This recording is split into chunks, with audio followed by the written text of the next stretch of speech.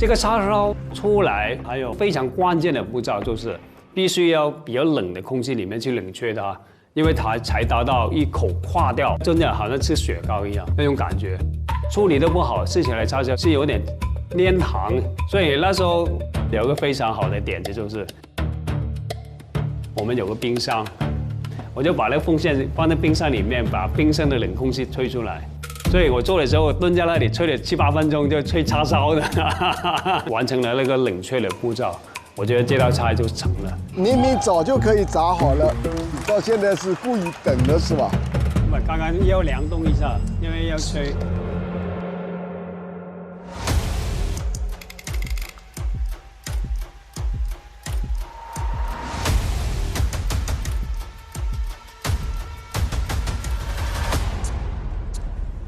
非常好，非常好，谢谢荣叔，恭喜你入局了。谢谢，耶！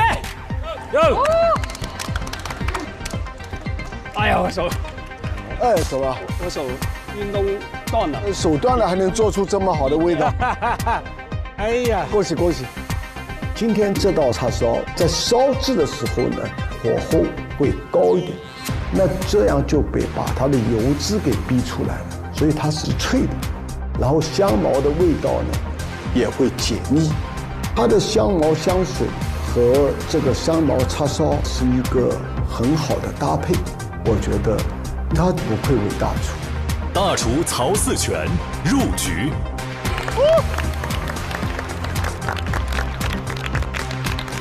因为大厨嘛，我们过来。总的来说都要捍卫我们大厨的荣耀嘛。我手虽然受伤了，单手我还是可以打，来吧。海天民间厨神争霸赛正式开始。2位选手求胜心切，似乎有点紧张，失误频频。不慌，海天厨神秘籍来了。新厨严选调味，烹饪道道封神。粵菜鮮味為雲，海天有機蠔油鮮露，一招定線不搶本味。闽菜風味平衡，海天不鹽生抽，鮮而不鹹，百搭好用。用海天，人人都能一味封神。搜索海天干饭节，更多封神同款菜等你打卡。只是大厨可能有一点点的 advantage， 就是，因为可能他们在餐厅真的做了很多次，本身他们功力深厚嘛。邓师傅一直气定神闲。邓师傅今年应该是70岁嘛。邓师傅拿手菜太多，我常常去啊。南星园到现在，你在他餐厅还是他做，还能看到他。因为现在的厨师技术已经发生了很大的变化，我觉得我这点老手艺不值得来比赛，我只是说来展示一下我所学的本事。邓老师，他肯定是德高望重，在这个川菜界里面元老和泰斗级的这个人物。他就是非常的名门正统、师承清末民初的蓝光剑。成都最早的荣乐园就是蓝光剑创办的，他也是我师叔。我觉得邓师傅会走得很远。我2年前就买了他的那一本《炉火正旺》，我非常非常敬佩邓师傅。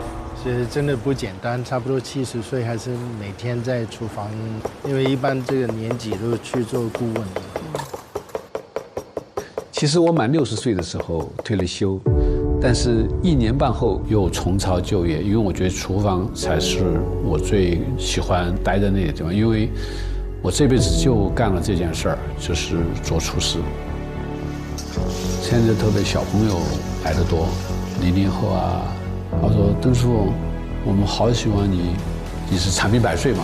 我说如果我能做得动，我一定会做下去，没有退休的年限。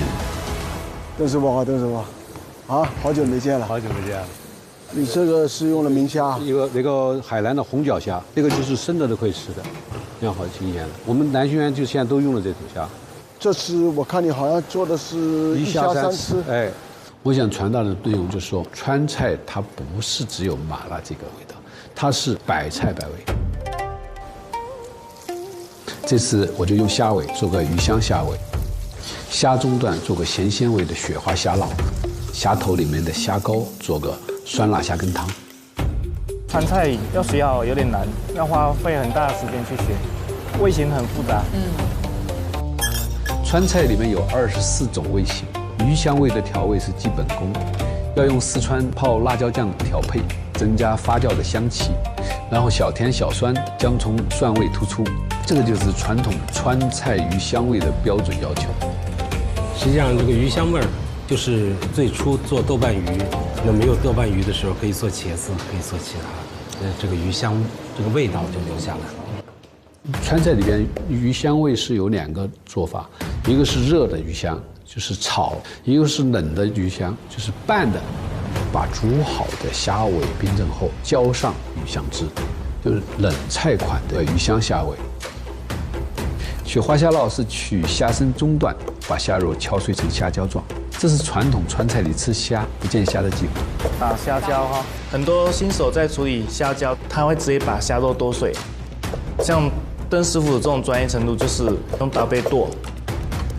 这样子的虾身、虾肉呢，它的组织没有得到破坏，质感会更加弹牙。它这些都是手工菜嘛。现在很多成本问题都没有那么多人做，都用机器去打。现在机器都是比较先进的、好的，但是我觉得机器不行，要手动把虾筋和不干净的东西挑走，炒出来的那种雪花状才更自然。再加上火腿末，它就是咸鲜味的雪花虾烙。虾羹汤是我们传统川菜里的酸辣虾羹汤。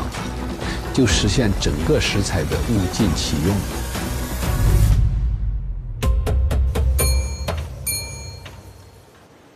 这个就1虾3吃。1虾3吃。那我应该先吃清淡的。先吃这个。清淡的。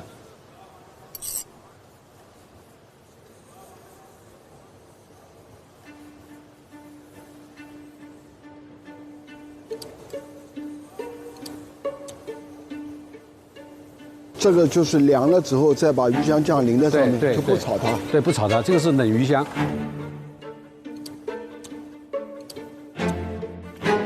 这榕树吃的也太香了。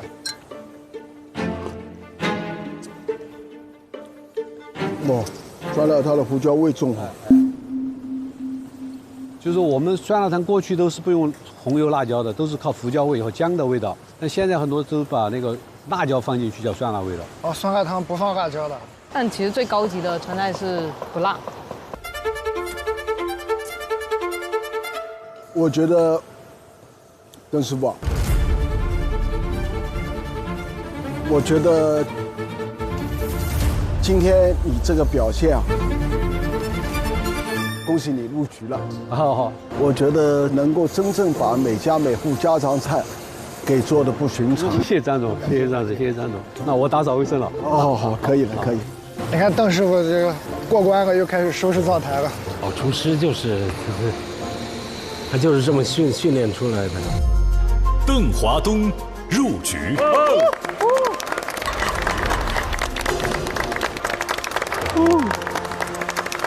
他这道菜一吃就知道是功夫菜。第一次吃冷鱼香，味道很高级，雪花虾烙吃起来跟豆花一样。那我觉得就2个字嘛，虾花，把虾做出花来。厉害！大家在上海去南星园可以尝尝邓师傅的青椒肉丝，真的很好吃。青椒肉丝，我估计挑不出毛病。已经有2个大厨入局了。兄弟啊，压力全给我们了啊！没有压力。第一季小厨阵营任你拿来冠军，但是今年我来了，我要扳回一局。大厨必胜。在第2期的时候，我希望是大厨拿冠军，因为谁都不想做背景板。我身为大厨啊，我一定会想办法把大厨这个阵营扳回来，尽全力来干。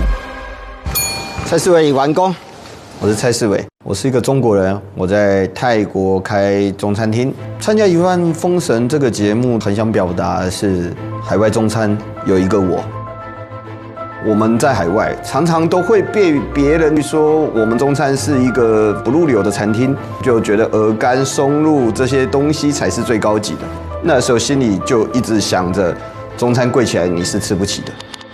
我的餐厅在泰国开了5年多，泰国明星是我的桌上宾，泰国的皇家也很多，他们泰国的10大富豪榜里面的人也常常出现在我的餐厅。我自己的厨艺特点就是胡思乱想。那这次呢，我选择了国外大家都熟悉的食材花椒来做，再用自己做的一个台式火锅麻辣锅底来炖。台式的麻辣火锅喜欢加中药材，它里面会有药材的回甘的味道。我把花椒呢跟麻辣汤呢抽真空，去低温慢煮，让它迅速入味。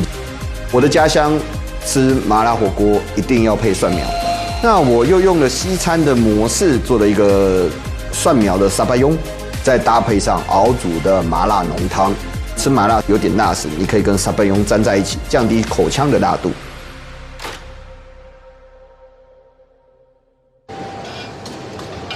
很软糯。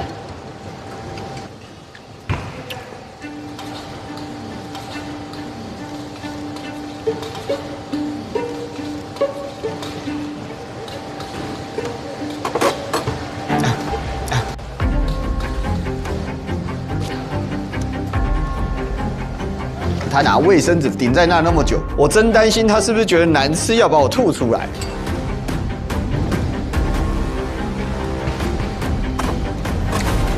你赶快宣布答案好不好？拜托，不要拖。谢谢师傅。你的结果是？老实讲，身经百战了。但是当菜要给这样子的来比赛评委的时候，好像回到小时候，也是紧张。结果是 Ruji， 口不干，谢谢。你的花椒焖的刚刚好，口感是超级好，我很想吃软的感觉，好吃。好的花椒口感不能太嫩，不能太硬。花椒没有那么多味道，但是花椒有香气的。如果酱汁太浓了，盖住本身花椒的香气也不可以的。菜系为加了一个绿色的大巴庸，混了麻辣的酱汁里面呢，这刚刚 balance 到本身可能有一点点太辣的感觉，一起吃了我觉得真的很好，真的很兴奋。我是 Vicky 评的 ，Vicky 是里面最会淘汰人的。蔡世伟入局。张大厨，不要紧张，他不会紧张。张龙讲大师。大家好，我叫张龙，我现在在南京 Niska 的任职行政总厨一职。我第一个目标就是我要做 Niska 的最年轻的行政总厨，这个我已经做到了。我们所有的甜品烧，冷的甜品呢，一定要冰过的那个烧汁。我在厨房里面，我最拿手的技能就是管理技能跟烹饪技能。那个酒店是我去筹备的，我筹备到现在7年了，4个餐厅2个酒廊全归我管，都是你在管。对。哦，拿了1星了哈，2家1星。恭喜！淮扬跟粤菜都1星。那粤菜也是你做的？对，都是你管了。对，都是我管。我做的是糟辣汤苕粉笋壳鱼，这道菜在我的餐厅销量很高，所有人来都要点一份。活鱼，对，活鱼。这就是放血了。对，可以去除腥味。那个鱼刚杀的，我让它把血走一走。对。笋壳吗？笋壳黄皮的。黄皮的它的肉质会更加的 Q 弹跟细腻啊。这笋壳鱼本身它的肉其实也没太多的味道，对，它细腻，所以说要搭配这种就是开胃的糟辣汤啊。对。这道菜的灵感来自于我家乡的糟辣鱼，但这种菜走出来的话，可能不是那么人喜欢，所以我就把它做了一个改良嘛，就是用贵州老家传统发酵糟辣椒煮了一个糟辣酱，然后用虾油煮了个虾汤，然后增加它的这种鲜度。更加的可口。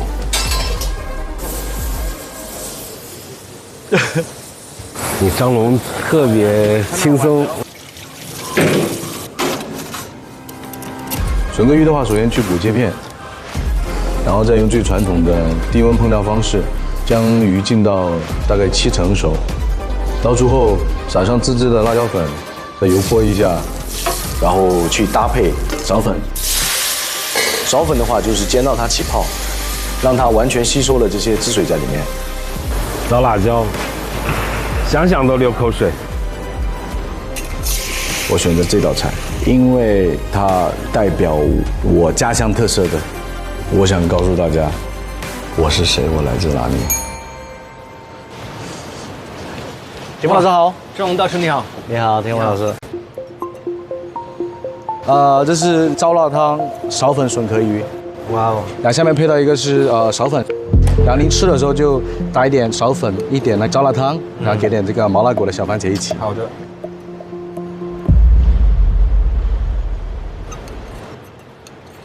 因为贵州是2个酸，白酸跟红酸。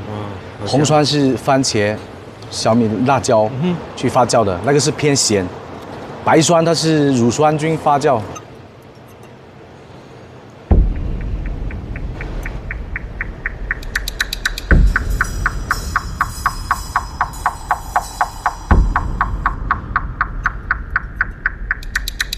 然后鱼的话，油浸，就是油浸这个笋可以浸个7成熟，因为我考虑到可能我要等你，所以浸了个7成熟，然后再过来的时候，因为它还有余温，所以我们要控制它的时间。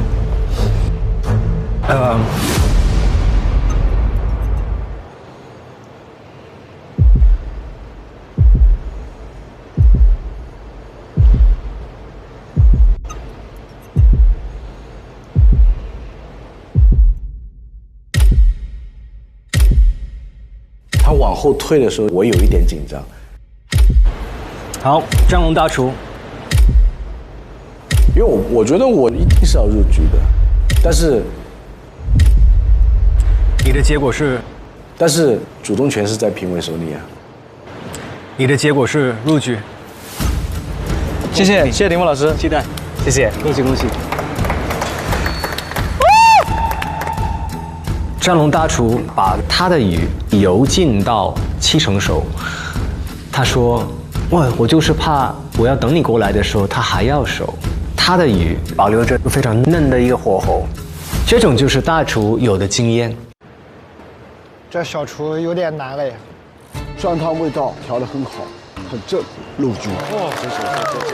刘家伙烤肠呢是一个很鲜甜的感觉 ，Congratulations！ 谢谢，入局。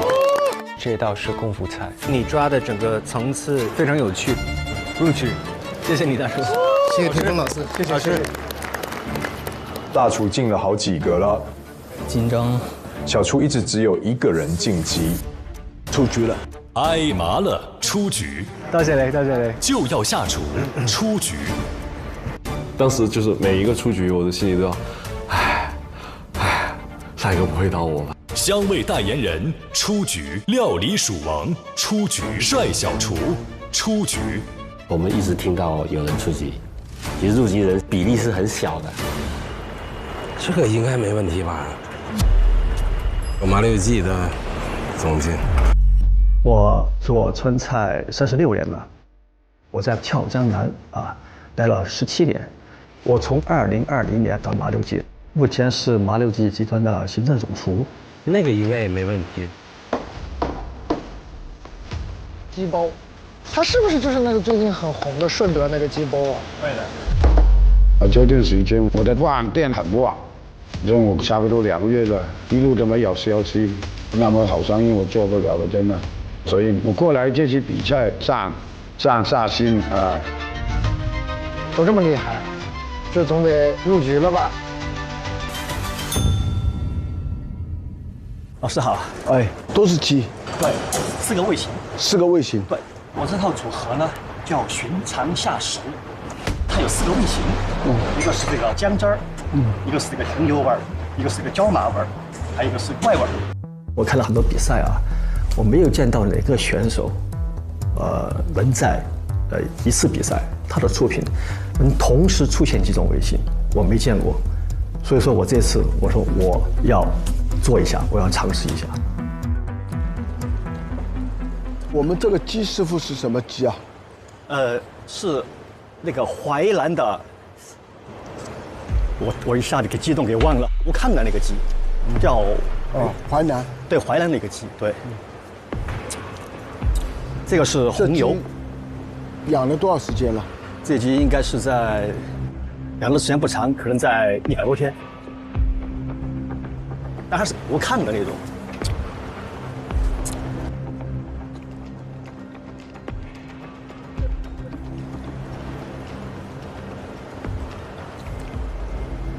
这个呈现方式啊，意境很好，4个味型组合去拌一只鸡，也有创意，所以你的结局是，那这过吧，还挺厉害。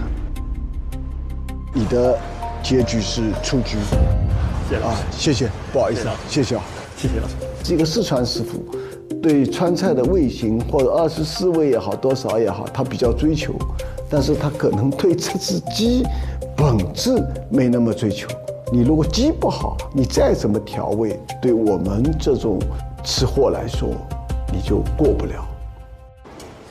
这鸡是啥鸡啊？我们老家那些散养那些。散养土鸡啊，是杀好带过来是吧？不是呀，今天1点钟那时候才杀的。哦，那肯定好吃了。等下尝尝你的好味道。这个鸡包我肯定是想吃，我这天天刷我都好奇死了。我的餐厅做的是药膳鸡煲，里面呢有7种东西的，能够起到健脾祛湿、驱寒那些功效。再加上我们的鸡是240天以上、300天以下的草地鸡，本来那个鸡品质的比较好，不用放太多调料，就已经是很香的了。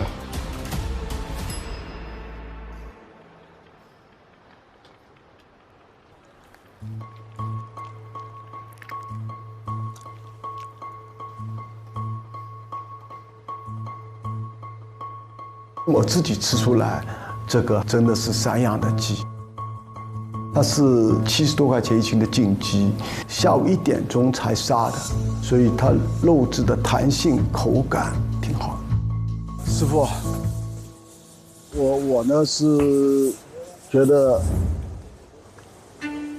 我下次去那边还是会去吃，去你店里吃，所以我给的结果是。还是你出局。好。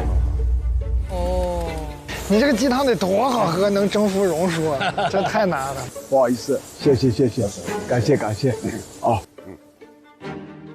原材料好，但是坦白说，技术含量并不高，还是吃这个鸡的本身。天哪，全都没过，压力好大，太紧张了。到底还有哪个小厨能入局啊？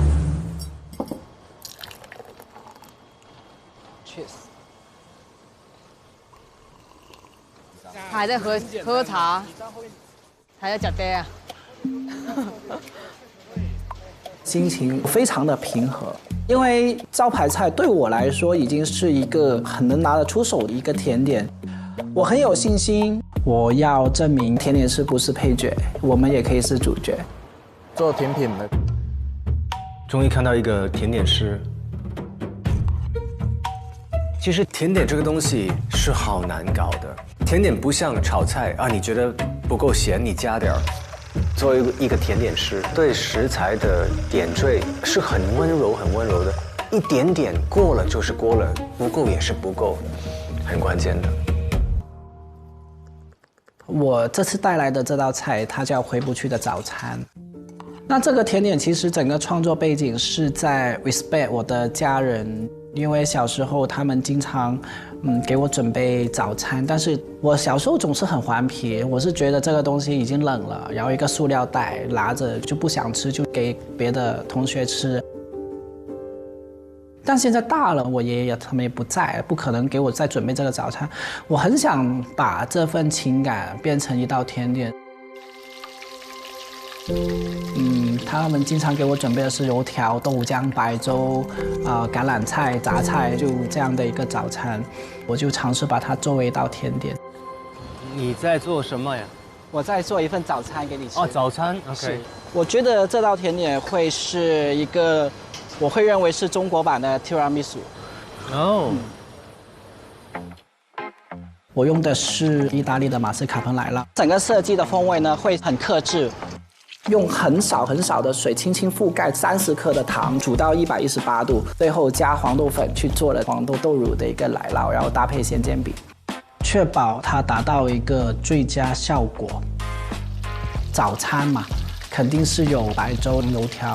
那油条我是觉得，不能这么中，还是有点西的融合，比较现代，我就用了西班牙油条，在它里面填的是白粥，搭配的是橄榄菜和杂菜的一个小小的一个 finger food。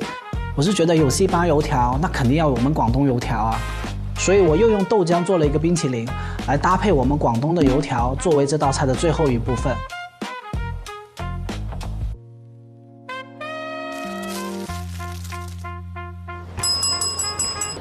你好，老师你好，好期待。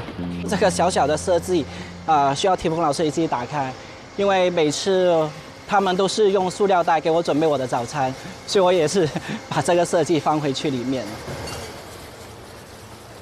请介绍一下。我用的主题是黄豆的奶酪，去做了这个主体，搭配的是咸煎饼，去用咸去平衡它的甜。旁边用的一些黄豆荚是因为这个是他小时候长大的地方。另外，我又用西班牙油条和广东油条做了2种早餐搭配，我希望是一个中西融合。还要做早餐的味道和感觉。你这个是橄榄菜吗？对，我用了橄榄菜去 balance 它的一个甜味。然后底层是什么？就除了 churro 上面的是什么？我煮了个白粥什么？白粥牛奶，然后做成一个慕斯。在我的世界里面，甜点不一定是甜的，它可以有很多风味表达。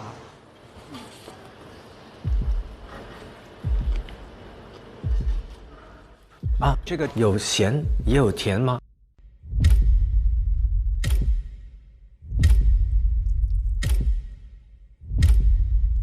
有冰淇淋，但是有粥的热。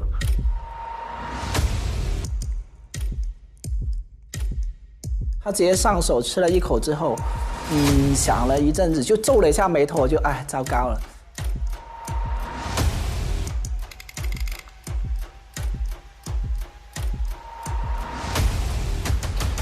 甜哭了，你的结果是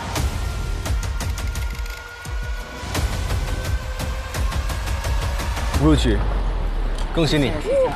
哦，它的甜点不能说是甜点，它其实是加了咸香在里面，有白粥，有脆的，也有粥的糯，还有点米香。所有东西都是反差的时候，那就是口腔里是一个盛宴了。甜哭了，入局。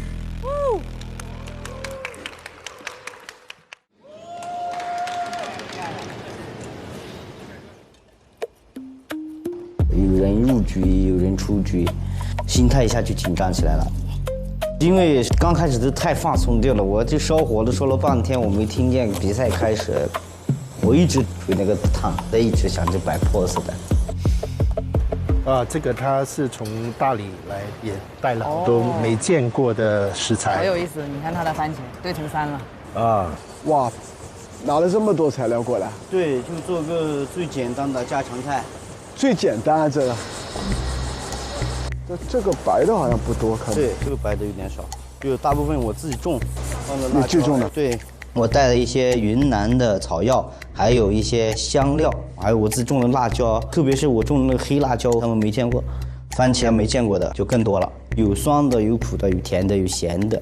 我就想着同样品种的东西去碰撞出不一样的味道。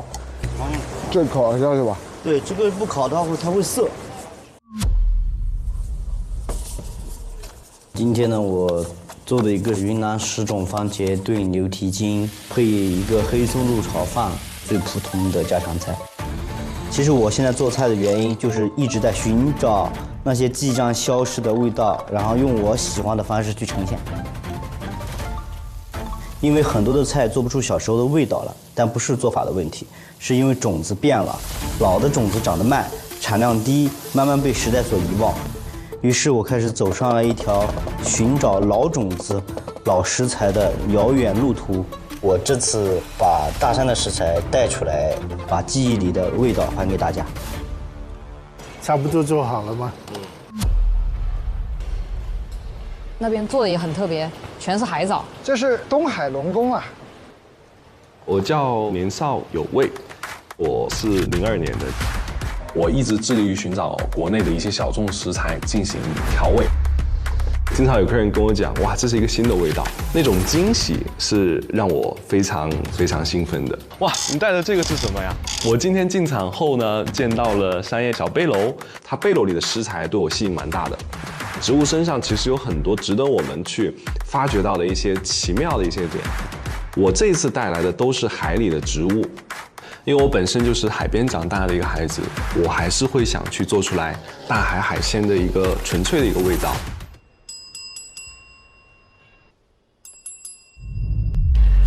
年少有为，你好。 Hello， 你好 Chef。Hello， 你好。我做了一个全部用海藻去组成的一个素食海八鲜。然后现在为您展示的这个呢，就是我们的3款不同的部分。第一道菜是用到了最嫩的海带苗，经过焯烫呢，会变成脆脆的口感，搭配上紫菜醋泥酱，再把贡菜放到里面，再给它卷起来。我想把它的那种脆感再一步放大。聪明。糟糕 ，Chef， 被你看到我的秘密武器了。然后最顶上呢，会有用海南糟粕醋进行调味，用分子料理的技法做成的一个海醋花冻，最后加上生蚝叶，生蚝叶结合汤底的腰果奶，会让素食也有油脂感的快感。第二道菜是一个海苔 taco 一样，在顶部会用到非常传统的一个水八鲜，去给它炒成了一个馅料，搭配上一点点白板昆布，底下的脆片是用2种不同的海苔叠加到一起的。中间会放上一些糯米纸，然后去给它风干。炸的时候呢，里面糯米米浆的 puff 感会进一步被放大。最后一道是酸、甜、辣3种不同口味的一个脆片。这种不同食材的一个层次的堆叠，就是想让客人感受到，哇，植物原来会有这么多的一个可玩性和可塑性。然后建议您可以先使用的呢是中间的这个白碗。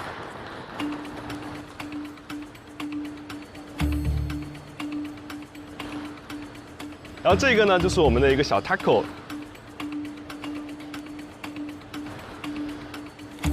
然后最后的这个呢，是我3款不同口味的一个脆片。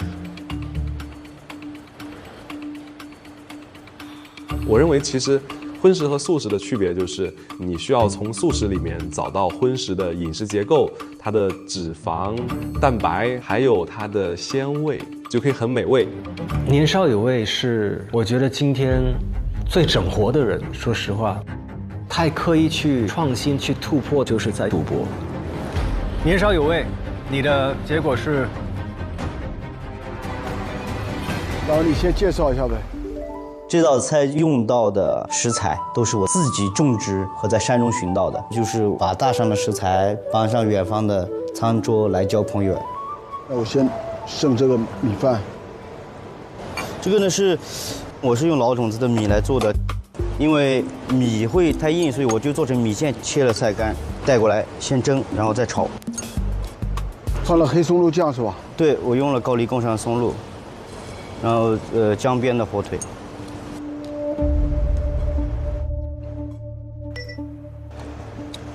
你现在菌菇上来，你会用菌菇吗？用，我是有什么的时候就做什么，就今天山里面找到什么就做什么。这个是牛肉啊？牛蹄筋，蹄筋。可以这样吧？对，也可以拌着吃，也可以单独吃。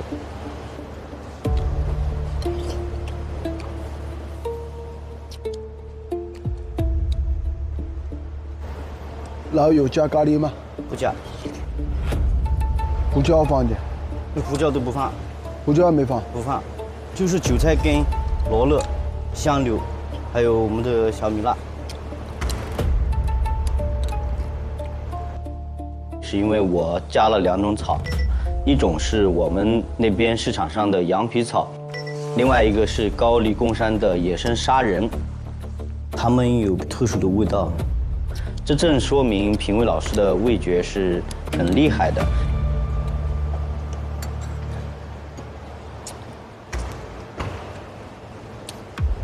山叶小贝篓，你的结果是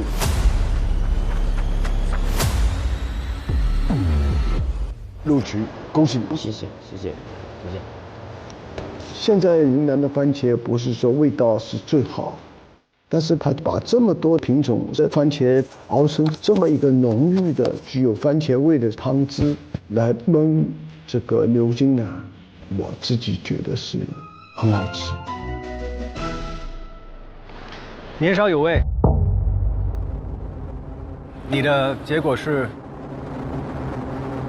入局，恭喜你。Thank you, sir.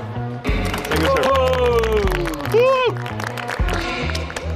年少有为，今天这么整活的一道菜，首先全素，而且很多的都是咸水里的植物，这个味型会容易相似的，但是它用不同的技法提鲜到植物不同的质地口感。光是一个海苔有几种脆度，有几种的味道，我觉得还挺聪明。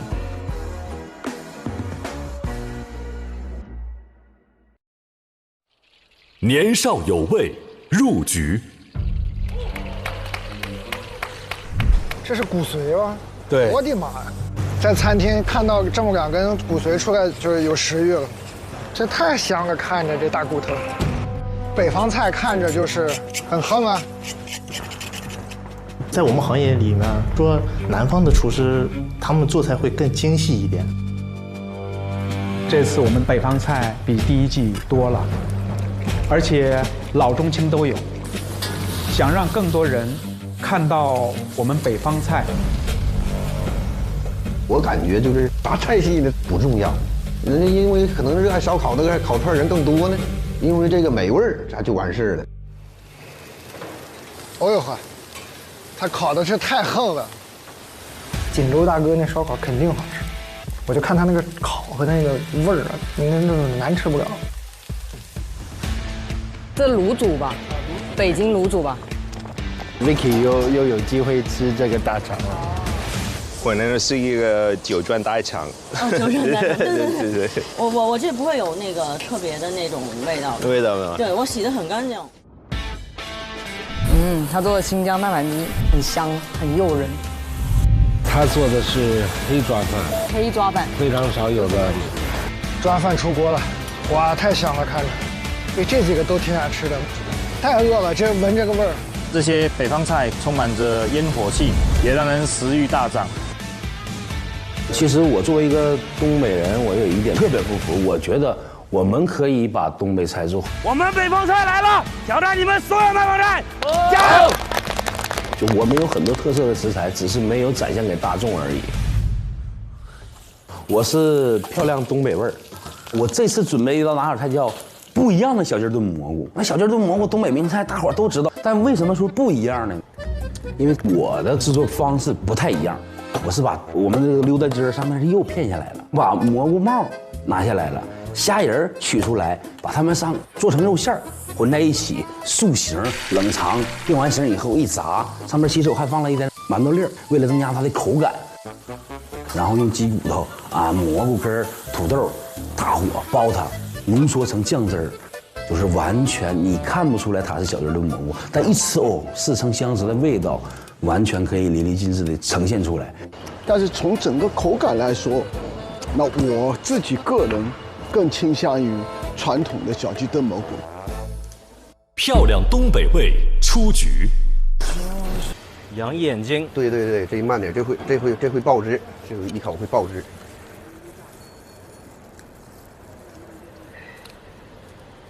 那好吃呀。这是特别软糯。第一个就是羊眼睛嘛。不过霆锋挺能吃这些怪里怪气的。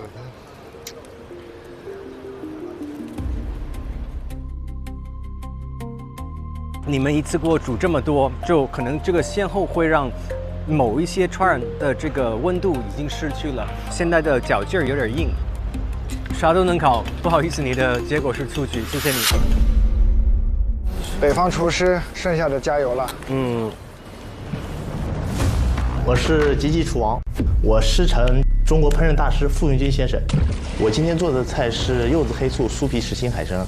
这道菜在我们餐厅是很经典的一道原创菜品，登到了各种的美食杂志。我这次来参加比赛的目标就是厨王。我叫闪闪惹人爱。我工作的餐厅是长安汇原味陕菜，是全球陕菜唯一的黑珍珠餐厅。我从厨40年，我认为现在的陕菜有我一席之地。实际我参加这个比赛，我相信我能走到10之内。哎，你好，师傅。那时候，哎，好了。好了，您小心烫。好，我接是吧？对。好。哇，我准备的是糍花大豆芽草粉条，陕西的一款家常菜。粉条我用的是河阳的手工红薯粉，它的软滑筋弹，男女老少都喜欢的豆芽，用陕西大豆芽。实际豆芽在普通人不爱吃的时候，尤其大豆芽，人会感觉有腥味。腥味的原因就是没有经过干锅的焙烤。我实际是用焙烤的方式，这样子你可以看到豆芽上面有很多虎皮状，它带来的是豆香和我汤汁里面的清鲜。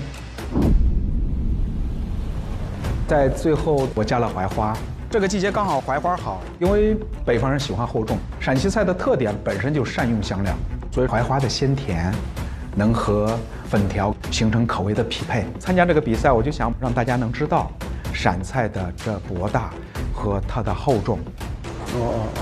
然后这是啥？这是糍花，糍花是油撇上来的煮完汤的这种油脂。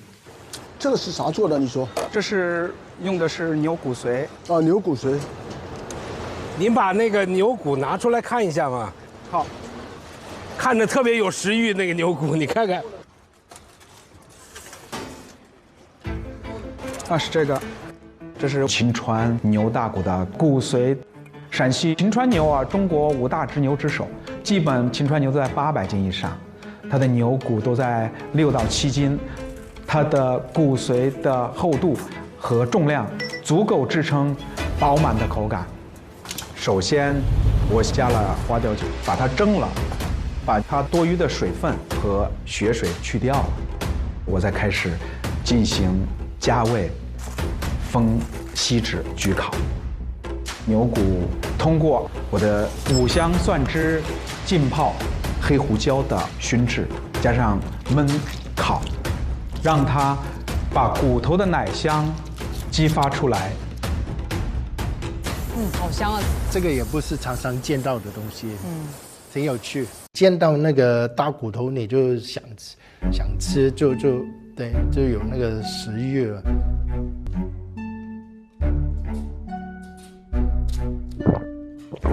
骨髓很肥很香，是一种邪恶的食材，但是它很聪明，因为它用清爽的芽菜去平衡，感觉吃到第一口就想第2口。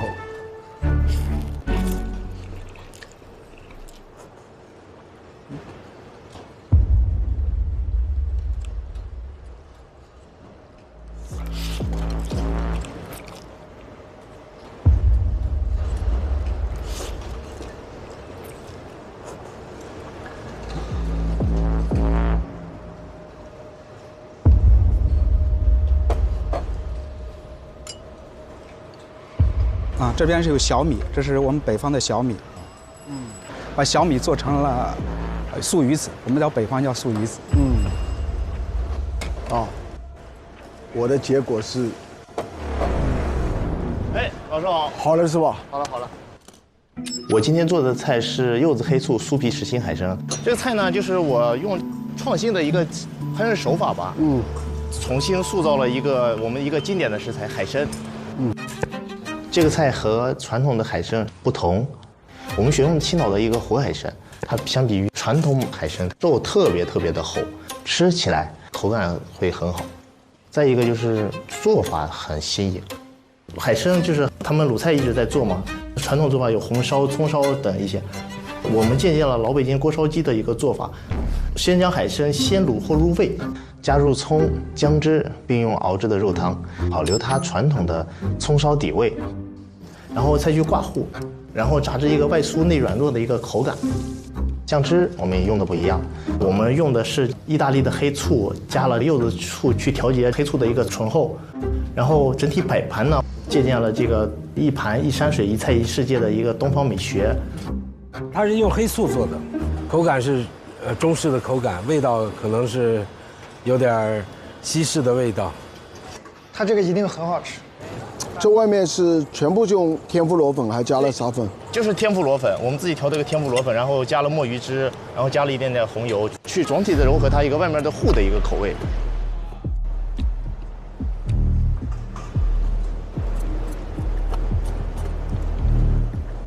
葱烧海参是鲁菜一道名菜，在传统里面，我们调这个汁里面会加很多糖，但是它用了意大利醋。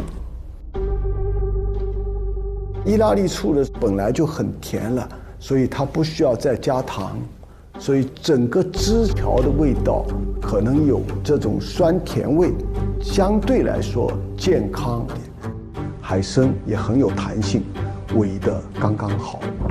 好，恭喜你入局了，恭喜你入局了。哎呀，谢谢老师，谢谢谢谢。我觉得能够把传统的葱烧海参做这么一个新的呈现里面，我觉得不简单。积极除网入局。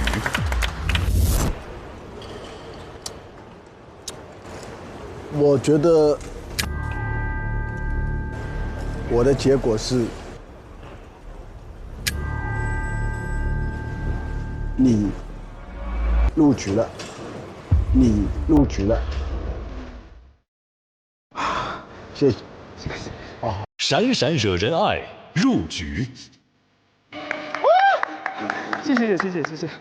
哎，谢谢。这碗粉里面的第一口就吃的这个肉香味特别足，它这种创意能够把槐花牛骨髓做一碗面，这是在陕菜里面我好像见的不多，所以我特别想有个陕西菜的师傅走远一点，看他接下来怎么呈现。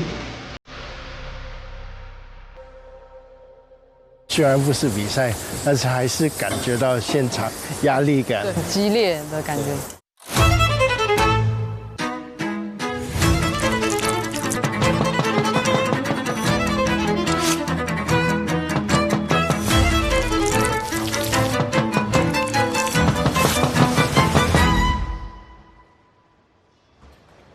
那个小伙子那么闲吗？他是干嘛的？我看看啊，直播间面达人。啥意思啊？他本职是一个主播，跨界的选手，那个应该也是一个跨界的。对。飞天小辣椒，他是空乘。这儿还有一个，他副业是一个演员。哦，演员来的，这次来了不少跨界选手，感觉很专业，感觉太专业。今年的厨师都有自己的第二面，甚至更多的面，他能够表现的就会更丰富一些。我希望以我现在一个跨行业的身份告诉大家，其实你人生的 title 是你自己给的。你如果喜欢某一项，那你就可以成为他们一员。我是影视模主，我是一个米其林餐厅的 chef， 在纽约的 Daniel。我和 Vicky 老师也算是师出同门了。然后我第二个职业是影视演员，第三个职业是模特。这三个我都在齐聚发展着。我今天做的这道招牌菜叫做脆米莅鳞鱼烧。这道菜的灵感是来自于法国著名大师博古斯的那一道土豆片脆皮鱼，然后我把土豆片换成了大米的干脆片，就是我对真的莅鳞有一种不适感，如果换成大米的话，也会更加的打开对于食客的接受性。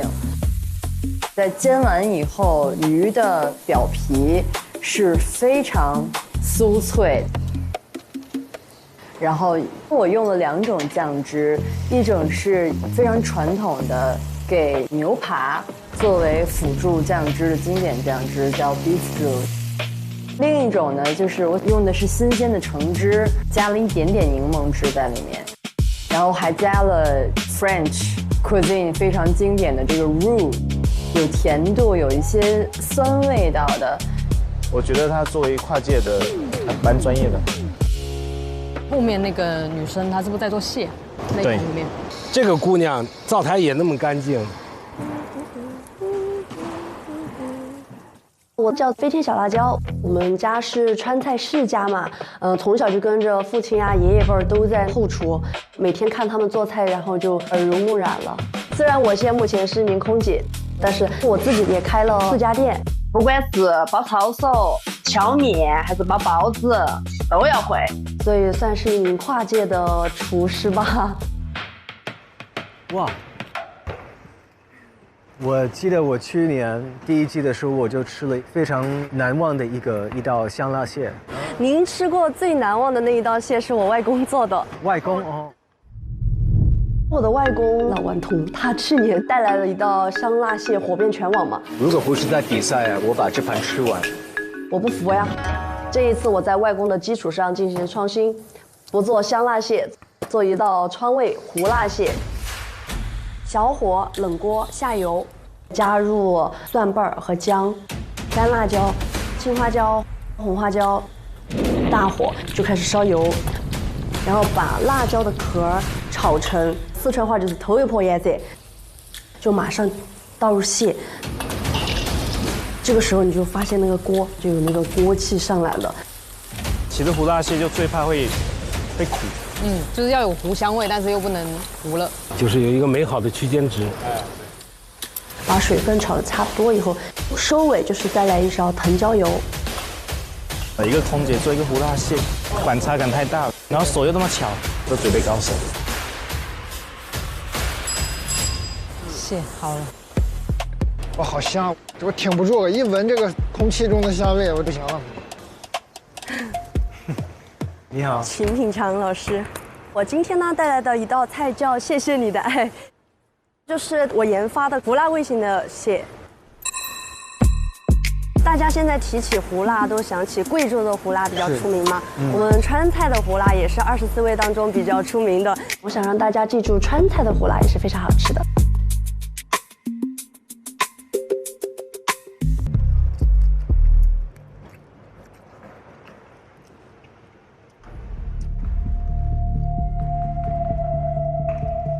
你觉得你的蟹跟老顽童的哪一个更出色？我觉得长江后浪推前浪，我的更出色。本以为老顽童已经够会说了，他更会聊。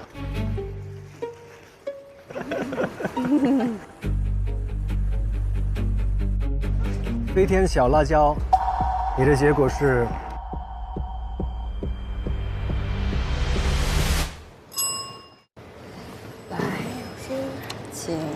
好，可以介绍一下吗？我今天这道菜的名称叫做脆米粒淋烧，用的是大黄鱼，冰鲜过来的大黄鱼。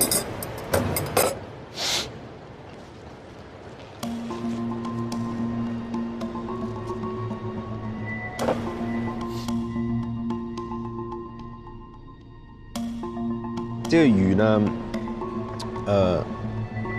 其实概念很好啊，你做了一个脆米在上面，很脆。问题在第一口咬下去，我很想有一个很 juicy 的感觉，因为鱼就是这样的，就是你刚熟了就马上要吃。它不能 rest 太久。不能 rest 的，不能 rest。你的结果是出局。谢谢这个。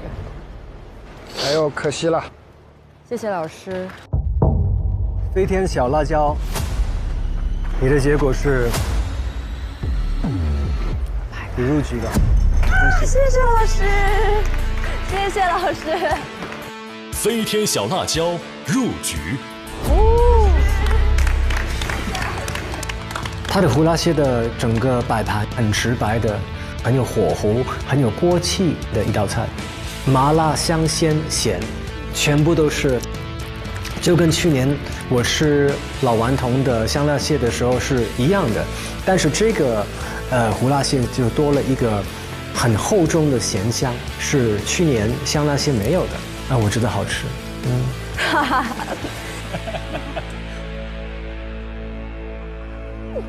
好吃。胡辣蟹看着真香，我就想就着来一口。哎，戴维了，你这也是馋了啊？没人住吗？那一会儿录完，咱们找个地儿整一顿。好啊，长沙哪间胡辣蟹好吃的呀？我上美团找找，这上面的餐厅信息可全了，店里的招牌菜、口味、环境各种信息都能看到，去哪儿吃、吃啥，美团团购比我懂。能看到营业时间吗？不会关门吗？没问题，你看营业到凌晨2点，还不用排队。放心，咱肯定能吃上。那问问他们去不去？走。大家越战越勇啊！后面的比赛会越来越激烈。我做的是闽南传统的小吃厦门薄饼。这个菜的话，每家每户都会做，但是每家每户都说他家才是最好吃的。我也肯定会说，我做的肯定是最好吃的嘛。它在煸炒食材的时候，几乎是不用油，慢慢炖煮，让味道再吸到各种食材里面去，就是把民间的一个小吃，让它能够登上大雅之堂，这个也是一个水平。入局，恭喜你！喝酒！哇！又过了一个小厨，今年的小厨还是挺厉害的。这是一道很传统的法式田鸡，这道菜的精髓是用春卷皮卷住田鸡再去炸。奥妙就是卷的时候要确保春卷皮是一丝一丝的。来，forget it。这样吃里面有 cashew nut。它的腰果的肥腻体现了团鸡腿应该有的鲜味。你的结果是入局。谢谢，谢谢。我这次做的是琥珀糖醋酥炸花椒公，它是一个油炸的东西，它会有一点点腻，所以在顶上我配了一朵新鲜的茉莉花。没想到它可以把茉莉花在一个炸的花椒上面加了这么多的层次跟立体感，太棒了！入局。谢谢。如果再有，我会拔出来。我做了一个味觉的小剧场，前菜刷新味蕾，主菜深度对话，最后是一个回归的味觉。彦斌，你看他这个菜都用了这个柑橘类的水果哈。哎，其实这种风味的菜怎么调味才是最难的哈。其实特殊一个风味对调料还是有很大要求的，需要一个比较合适一个调料，然后来引出它一个特点，但又不能压过它一个风味。这个就叫调味的艺术，对吧？就是多了也不行，少了也不行。对。你看它用的是一个海天的一个薄音生抽，我觉得这个就很合适，既能保证菜一个鲜味，而且它的一个咸度又不会太强过它一个柑橘一个风味。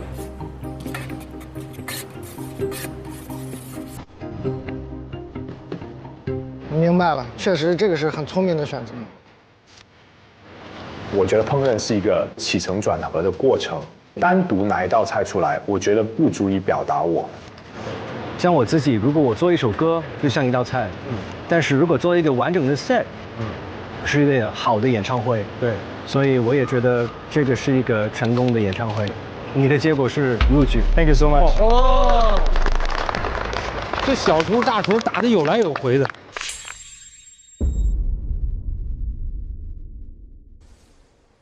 这边这个女大厨，我很期待，她很厉害。之前我跟她共事过，她执行力很强。我是阿妹陈明媚，是2家餐厅的创始人跟行政总厨。我们餐厅蝉联了2024年跟2025年的米其林1星餐厅。我自己是美院油画系毕业的，我觉得艺术应该去跟某个东西结合在一起。当我把我做的器皿跟做的饭送给我的老师跟朋友吃，那个时候别人说哇，你做饭很好吃，你做的菜很漂亮，就那一刻的幸福感是你没有办法去言喻的。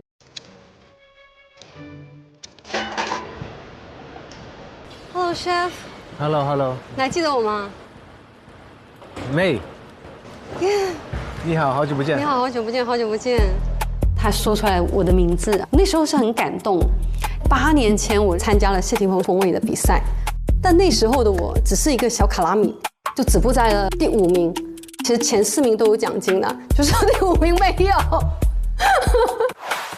这个路人乙我认识他，他是风味的总冠军。哦 ，Hello， 你怎么来了？我过来玩一下。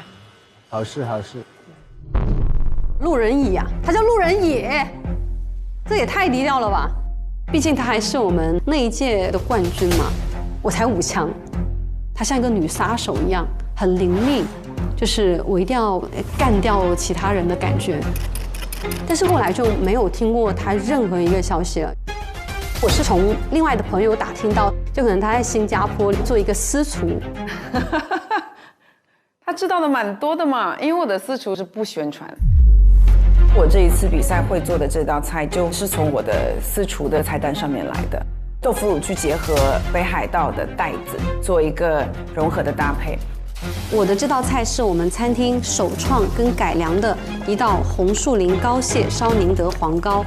我会熬一个复合的高汤，这样子鲜味是叠加的，吃进去是很有幸福感的。我对我的菜是很有信心的。我觉得比赛就是会残酷的。我个人觉得这一集应该是强者战，强者才能最后胜出，不是吗？神明妹大厨，你的结果是？哇，这太残酷了！时间还剩10分钟，还有好多没交卷的，这后面的得多乱呀！时间开始倒数计时的时候，压力上升得非常快。锅头酱刮到了。你好喜欢这个咖喱酱，这道菜我觉得很好，恭喜你入局，你入局，你这个是入局。现在入局的越来越多了，麻烦了，没名额了，马上就要踢人了。榕树还有很多人没有评审，我们上面的人都已经坐不住了。我一早就紧张了，不到最后你也不知道谁会留下来。评审们选择被替换的选手是。哇天哪！今年玩的这个太刺激了。我替换的人是。接下来将宣布本局比赛的隐藏入局规则。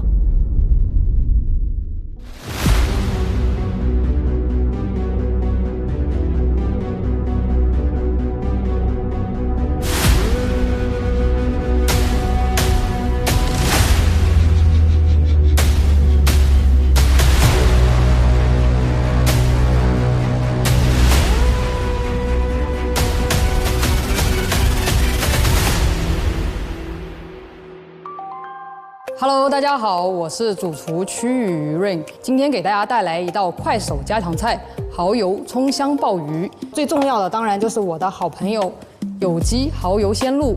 那我们就开始做吧。好，那清洗好的鲍鱼呢，我们用大火煮3分钟。这道菜讲究的就是一个鲜字，所以我习惯用海天的有机蚝油鲜露，它融合了蚝汁鲜和酱油鲜双重提鲜。这个挤瓶的设计我也很喜欢，挤着就能用。很好的能控制用量，把酱汁调一下，有机蚝油鲜露，然后再放入3勺左右的清水，最后再放一点点的白砂糖，最后再把调和好的有机蚝油鲜露均匀的淋在上面。日常家用我就推荐大家能够试试有机蚝油鲜露。每周3、周4来腾讯视频看《一饭封神》第2季，12点 SVIP 更新 ，VIP 次日12点抢先看1周。每周5、12点 SVIP 惊喜加更，看更多正片未播精彩内容。每周6、12点 SVIP 更新会员专享衍生一饭小馆，畅聊正片幕后。每周日精彩衍生一饭家常菜，看大厨教你做家常菜，更有各种精彩花絮不定期放送，不定期惊喜直播等你解锁。中国味道匠心酿造，本节目由400年正宗中国味海天独家冠名播出。尝美味享优惠，封神餐厅订得到。本节目由让你顿顿都封神的美团团购联合赞助播出。小象超市30分钟快送超市，感谢节目官方食材供应商小象超市赞助播出。一饭封神尝百味，一杯宫酪品匠心。本节目由一口爱上中国味的宫酪酸奶赞助播出。好水煲好汤，好水煮好饭。本节目由每一滴都有源头的农夫山泉赞助播出。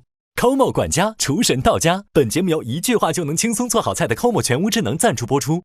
一饭封神更懂美味，麦麸迪解码天性更懂犬猫。本节目由麦麸迪指定赞助播出。卫龙高鲜牛肝菌魔芋爽，鲜香爽。本节目由卫龙魔芋爽赞助播出。来一瓶万益蓝小蓝瓶益生菌，吃喝封神好搭子。本节目由万益蓝 Wonder Lab 指定赞助播出。一饭封神正版授权小游戏，加入一饭封神小厨神，秀人间烟火气。我认为能够体现一切中国特点的饭菜都是宝藏。中国太大了，地理环境、民族、气候有太多的不同，造成了千差万别。努力的品尝到更多的味道，这就是一个打开中国食物宝藏的一个过程。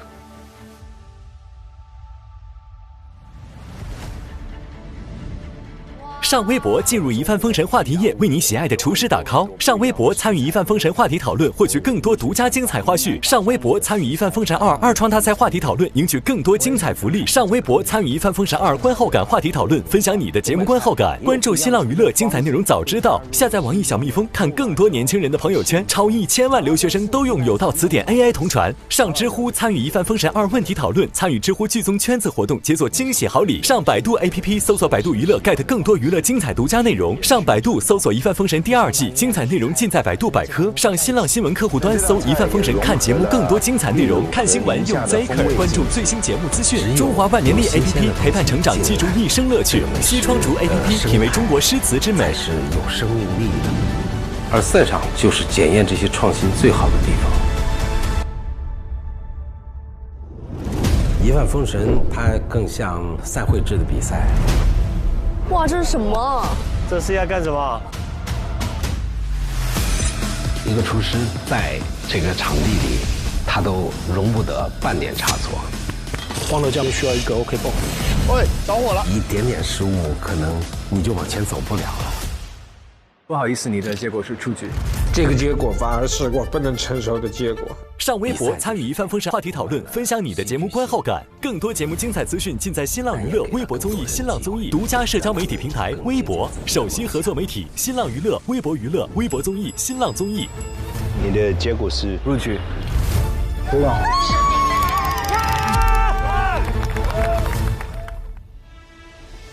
我觉得一饭封神让更多的年轻人爱上烹饪，让他们去想怎么用食物表达自己对世界的看法，这就是对中国美食巨大的贡献。